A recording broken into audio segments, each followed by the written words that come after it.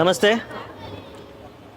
Pakistan versus India యుద్ధం యుద్ధం యుద్ధం యుద్ధం అని అందరూ విర్రవీగుతున్నారు. అసలుకి సోషల్ మీడియా ఓపెన్ చేసిన, టీవీ న్యూస్ ఛానల్స్ పెట్టిన యుద్ధం అని ప్రకటిస్తున్నారు.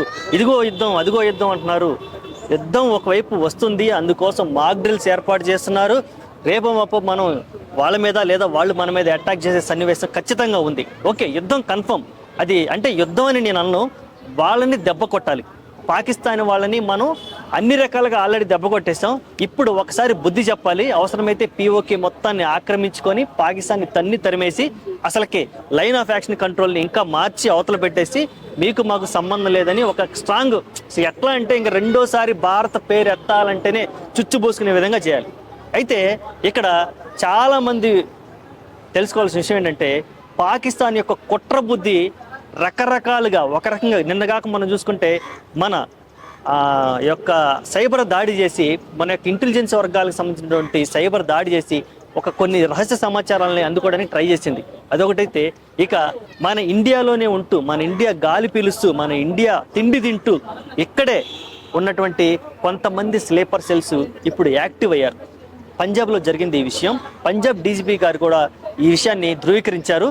కొన్ని స్లీపర్ సెల్స్ యాక్టివ్ అయ్యారు అంటే, పాకిస్తాన్లో ఉండేవాళ్ళు ఇక్కడ స్లీపర్ సెల్స్ని యాక్టివ్ చేసి అక్కడ ఒకవైపు నుంచి యుద్ధం చేస్తా మన కన్నుల్ని, మనం బ్రెయిన్ని తప్పిస్తూ ఇక్కడ ఇంటర్నల్గా ఎక్కడెక్కడ బాంబులు పెట్టాలి, ఎక్కడెక్కడ ఏమేం చేయాలి, అల్లర్లు ఎలా సృష్టించాలి, మత కల్లోలాలు ఎలా సృష్టించాలని ఒక నీచమైన, క్రూరమైనటువంటి ఆలోచనతోటి కొంతమంది స్లీపర్ సెల్స్ని యాక్టివ్ చేయడం జరిగింది.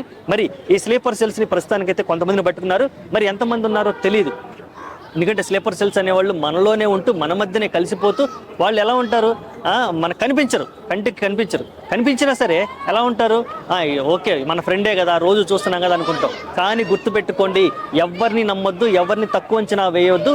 స్లీపర్ సెల్స్ దగ్గర అత్యాధునికమైనటువంటి ఎలక్ట్రానిక్ పరికరాలు ఉన్నాయి. ఇవి చైనా నుంచి ఇంపోర్ట్ చేసినటువంటి ఎలక్ట్రానిక్ పరికరాలు. శాటిలైట్కి కూడా దొరకకుండా కమ్యూనికేషన్ని, పాకిస్తాన్కి కమ్యూనికేషన్ని జారవేసేటువంటి ఎలక్ట్రానిక్ పరికరాలు ఉన్నాయంట. ఆ మాట విన్న తర్వాత అసలుకి న్యూస్లో చాలా షాక్ అయిపోయాను నేను. అంతేకాదు, వాళ్ళ దగ్గర కొన్ని ఐఈడి, ఎల్ఈడి ఉన్నాయి కదా, ఆ బాంబులు, కొన్ని ఇవి ఎక్స్పోజర్స్ కూడా దొరికాయంట. మరి చూడండి, మన ఇండియాలోనే ఉంటూ, మరి వాళ్ళు ఇండియన్సా లేకపోతే పంజాబ్లో ఉన్నారు కాబట్టి పాకిస్తాన్ నుంచి వచ్చినటువంటి ముస్లిమ్సా, లేదంటే వాళ్ళు సిక్కుల, ఈ వివరాలన్నీ తెలియాల్సి ఉంది. ఎట్టి పరిస్థితుల్లోనూ ఈ విషయాలను ఎవరూ సహించొద్దు. అంతేకాదు, మరీ ముఖ్యంగా తెలుగు రాష్ట్రాల్లో హైదరాబాద్ కేటగిరీ నెంబర్ 1లో ఉంది, వైజాగ్ కేటగిరీ 2లో ఉంది. వీటి మీద కూడా ఏదో రకంగా దాడి చేసే అవకాశం ఉంది. ఢిల్లీ, హైదరాబాద్ మెయిన్ కేటగిరీలో ఉన్నాయి. వైజాగ్ అంటే పోర్ట్ ఉంది కాబట్టి అటువైపు నుంచి నావికా దళం చూసుకుంటుంది. కానీ అటువైపు నుంచి కూడా మనకి అటాక్ చేసే అవకాశం ఉంది. ప్రతి ఒక్కళ్ళు బాధ్యతగా ఉండండి. ముఖ్యంగా ఈ స్లీపర్ సెల్స్ ఎవరైతే ఉన్నారో, ఈ పనికిమాలిన అసలు నాకైతే బూతులు వస్తున్నాయి. ఇలాంటి వాళ్ళని చీల్చి చెండాడి, అవసరమైతే మీ దగ్గరలో చుట్టుపక్కల సర్కిల్ ఎవరైనా ఉంటే మీకు డౌట్ వస్తే వాళ్ళ గురించి కనీసం పోలీసులకు ఇన్ఫార్మ్ చేయండి. మరీ ముఖ్యంగా చెప్తున్నాను, మీరు ప్రతి ఒక్కరూ అప్రమత్తంగా ఉండండి. ఈ స్లీపర్ సెల్సే చాలా ప్రమాదం. వీళ్ళని కూడా మన ఇంటెలిజెన్స్ వర్గాలు కనిపెట్టి ఎమర్జెన్సీగా అరెస్ట్ చేయాల్సినటువంటి అవకాశం ఉందని నేనైతే భావిస్తున్నాను. Thanks for watching.